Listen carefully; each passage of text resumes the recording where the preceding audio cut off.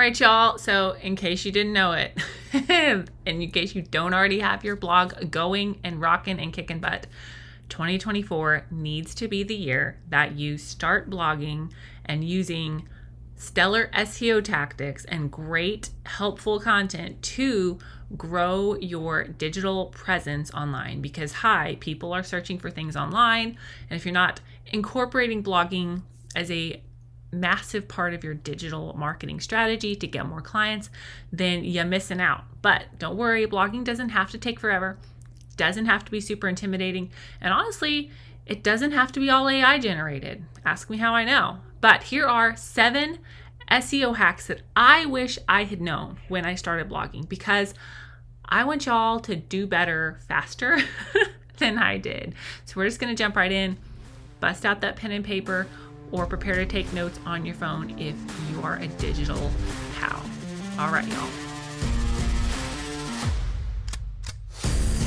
Hey there, fellow entrepreneur. Welcome to Simple SEO and Marketing with me, Faith Hannon. Do you want to grow your business with organic marketing and finally feel like you can understand SEO? Are you scouring the internet for how to get more website traffic, SEO for dummies, and how to market on Pinterest? Have you tried to grow your business with SEO and blogging only to get frustrated and quit because it's overwhelming and too time consuming? Been there. Hey, I'm Faith Hannon, Jesus lover, copywriter, blogger, wife, wrangler of tiny humans, and barrel racer.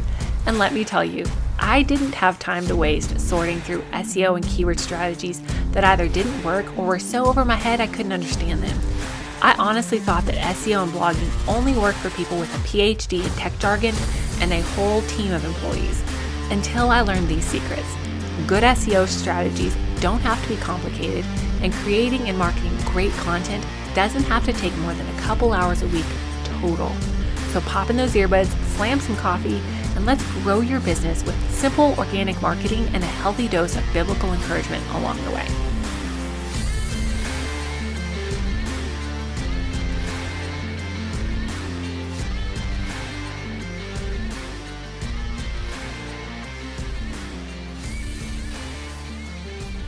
So in case y'all didn't know, I've been blogging for a minute now. What started out as just a passion project, wanting to blog about the things that I was passionate about, has evolved into a full-fledged business. I love it. I'm a writer by nature, but I'm also a talker by nature. So just bless all the people in my life. They get to read all my things and hear me talk all the time. But I made a bunch of mistakes when I first started blogging. And part of my heart, really my heart behind a lot of this podcast, is I want to take what I have learned, give it to y'all, and help make your journey in business easier, specifically surrounding your SEO and blogging and digital marketing in general. So that's what today's podcast is all about. All right, so number 1. Oh, bless me. Number 1 is nobody cares about your cute title. Be clear. Like, this is totally 100% for me, because I love wordsmithing. I love making things sound cool. I love making them sound poetic or fun or funny. Like, if it's funny or cheesy, I'm gonna laugh, probably out loud, maybe at an inappropriate time. However, for SEO, cute, no worky. You have to be clear. If you can figure out a magical way to have a funny title that is still SEO friendly, please tell me, because I love funny. But for SEO, your title, just clear wins over cutesy and funny every day of the week that ends in Y. Okay? Okay. Number 2. Now, if I could go back, I would really honestly sit down and tell myself this, because I can see myself like screwing this up. I remember the moments multiple times when I made this mistake. Number 2, searches matter more than search results when doing research for keywords and titles. Bless me. I remember writing down, taking notes in my planner on different title options for my blogs. And I was literally writing down how many search results came up, not how many searches, how many times people were searching for that thing. And so I was choosing titles for blogs that maybe there might have been, like, I'm just throwing up a number, but like 1,000 searches per month, but then there was like 50,000 search results. And I would pick the thing or pick the idea and model my title after the idea with the 50,000 search results, not realizing that that was search results, not searches. I had them confused back in my baby blogger days. And so what I was essentially doing by that is I was throwing my hat in the Atlantic Ocean where I was never going to be found because I'm competing with 50,000 results for something that wasn't searched that many times. Does that make sense? So when you're doing your keyword research, I have a ton of podcasts, a ton of really great tips on keyword research for you. But please know when you're looking up search, when you're trying to come up with a title, the searches matter way more than search results. Okay, and the number 3 thing I wish I had known is, still hurts my heart a little bit if I'm being honest, still hurts my heart. But you can't be all the things to all the people, because Google is not going to see you as an expert in hunting, healthy eating, exercising with kids, business, essential oils, SEO, marketing, website copy. Like, there's no way for me to be seen as an expert by Google in all of those different things. Am I passionate about them? Yes. Can I talk knowledgeably about most of those things? Yes. Can I help you with those things? Probably yes. But Google is not going to see me as an expert in that many things, because there's so many great websites out there that are much more niche specific, that have way more expert authority, authentic, all of the things, good topic on each of those things, right? There's a plethora of great websites on exercising with kids or healthy eating. And so for me to try to quote compete with all of those different websites, all of those different content creators in that vast array of things, like it was impossible, absolutely impossible.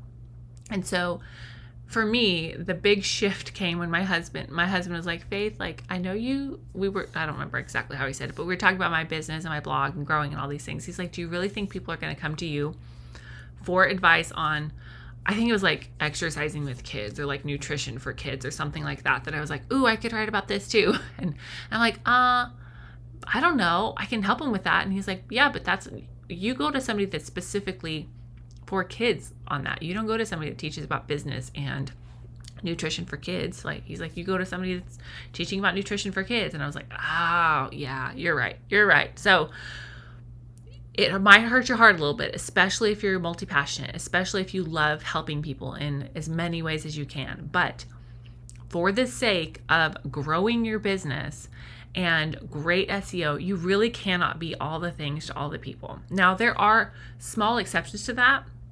I can think of people like Jenna Kutcher, right? Like, she's had a great digital presence for a long time, right? She can speak and get traction on health and business and photography and Instagram hacks. Like, but for the majority of marketers and small business owners and digital marketing projects, you cannot be an expert on that many things. So you don't have to niche down super, super, super tiny, but you cannot be all the things to all the people. Google ain't gonna help you out. All right, I'll get off that. Okay, number 4 is this. Use a keyword research tool that makes sense for your brain. Y'all know I love me some Ubersuggest. I think it's a great investment, like $290 lifetime license. It'll help your biz, it'll help your SEO. Great product. But if it does not make sense for your business, for your brain, then find something that does. When I first started learning about keyword research, I tried several tools and I would like fight with one, just getting frustrated that I couldn't make sense of it. It didn't work for where my brain was. It didn't work for my knowledge level. And I would get so frustrated.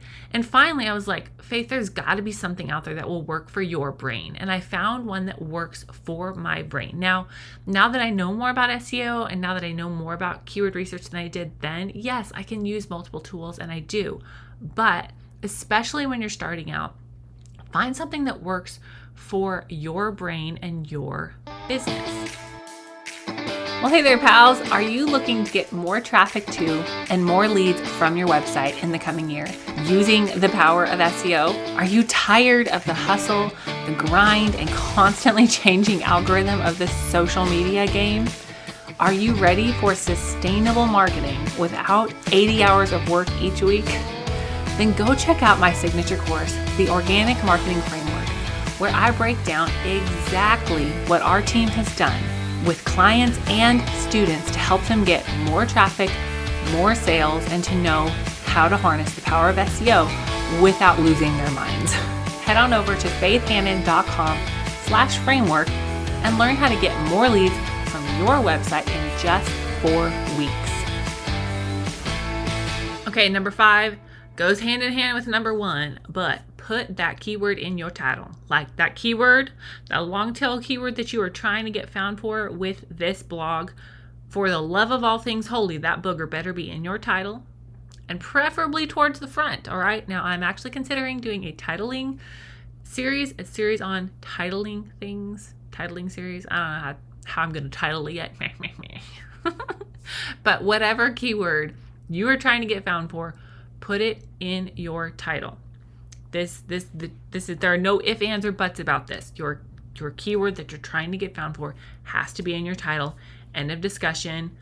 Please and thank you. Let's move on. Okay. Number 6, also use that keyword in your H2 and H3 text in your blog. Not in all of it, but like 60, 75%. Use it authentically, please. But the H2 and H3 text cannot just be used to visually break up the blog. They should, because we skim blogs. We don't read them word for word for the most part. But if you're not using your keyword strategically and authentically throughout the text of your blog, then you're just not going to get found unless it's a teeny tiny keyword. Okay. And number 7, ready? Pay the dollars to learn.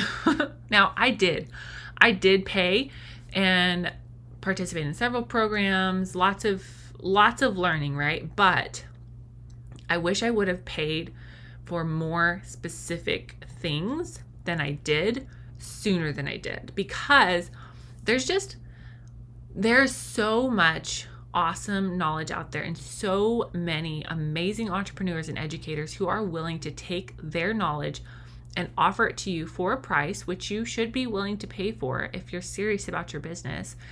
It's just going to shortcut your track to success. And yes, like I said, I did pay for some things, but I honestly wish that I would have bought different programs or more programs sooner than I did, because I think it really, really would have given me a shortcut to success and helped me to just wrap my head around topics that I was like, what? Like kind of not understanding at the level that I am now. So there you go. 7 SEO hacks I wish I had known when I started blogging. Number 1, nobody cares about your cute title, Faith. Be clear. Number 2, searches matter more than search results. Number 3, don't try to be all the things to all the people. Number 4, use a keyword research tool that makes sense for your brain. Number 4, put your keyword in your title. Number 5, sorry, that was 5. This is 6. Use a keyword in your H2 and H3. And 7, pay the dollars to learn, because you're going to go further faster. If you are somebody and you're like, I am so ready to blog for my business, to take my business and really grow my online presence and truly use my website to generate leads and ultimately income and understand SEO, then go grab your copy of the Organic Marketing Framework. I lay out my exact keyword research, SEO, and blogging strategy. It's the same strategy that I've used for my business, for clients' businesses, my signature program. And y'all, I've had clients that we've done these things for, and we have increased their website traffic by over 2,000% and some higher. It works. It really, really works. So I want to give that to y'all in the format of the Organic Marketing Framework, my signature course. Links are in the description. We'll be back with you next week. And I just love y'all, and thank you so much for being so sweet and so kind and still listening to this podcast while I have been cuddling a newborn baby. We'll talk to y'all next week. Bye.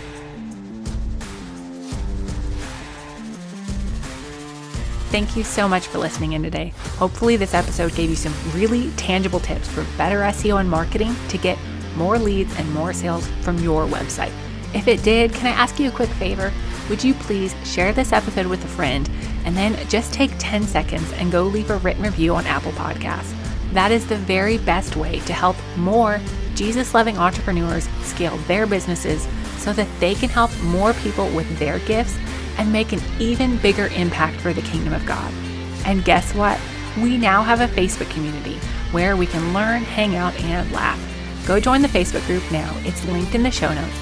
And all the other things, courses, coaching, and copywriting can be found at my website, faithhannon.com. Until next time, God bless, and I'll talk to you soon.